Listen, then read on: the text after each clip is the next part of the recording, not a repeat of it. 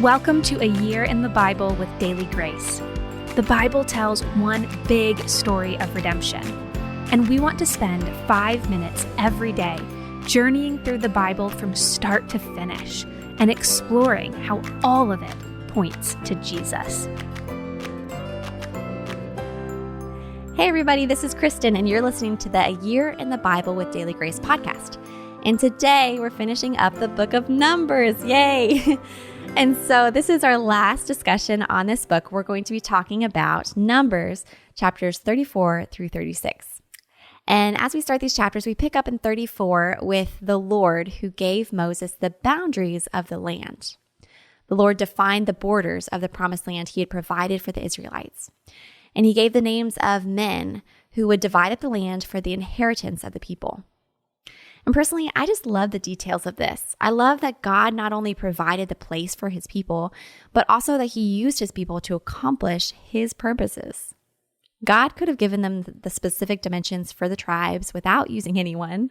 He's God. He can do anything. But as God is providing for his people, he not only gave them all that they needed, he also used his people to divide up the land fully. I love that. And then in chapter 35, God reiterates his inheritance for the Levites. They are to be scattered as priests throughout the land without any official inheritance, and they are to be given 6 cities of refuge where someone could go if they killed someone on accident. And so, for example, if someone is out in a field and they swung their axe and accidentally hit someone and killed them, they could escape to a city of refuge, so an angry relative wouldn't seek vengeance without first hearing the full story. And if a person did, in fact, murder someone in cold blood, they would be tried before the assembly and judged for their actions. But if it was an accident, the city of refuge would serve as a protection for accidents like these. And finally, we conclude these chapters and the book of Numbers with the protection of the inheritance. During this time, the land inheritance was transferred through male ownership. So if a family only had girls, there was a concern. What would happen to our land? What if the girls married from other tribes? Would the land go to the other tribes? And so the Lord made this protection for the families that the land could not be transferred between tribes. The girls needed to marry within their own tribe so that the land would stay within their family line. And this was designed so that there wouldn't be this power struggle between the tribes.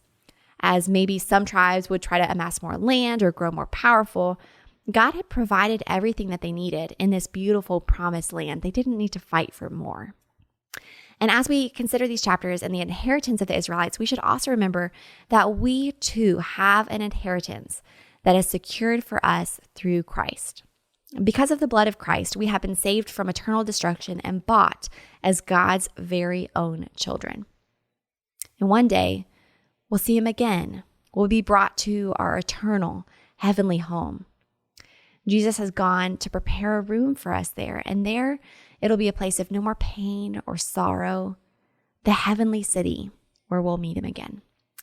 And as we try to apply these verses, personally for me, it reminds us that God provides for us. Throughout the entire book of Numbers, God was faithful.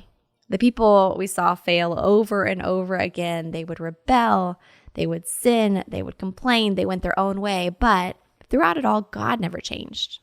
He was, and he always is, enough for us. He provides all that we need. We don't need to be anxious wondering about tomorrow, like Matthew 6 talks about, like we talked about yesterday, where we're going to sleep or eat or what we're going to wear. God's in control of all, and he'll provide for us, for you and for me, and we don't need to be anxious because God always keeps his promises. We can stay close to him as our loving Father and eagerly anticipate our heavenly home together at last with him. So that wraps up today's podcast and the book of Numbers. Great job, guys. If you want to connect more with us, just a reminder that you can find us on Instagram at the Daily Grace Co. or Daily Grace Podcast. And you can also check out more about this podcast or see our recommended resources at dailygracepodcast.com.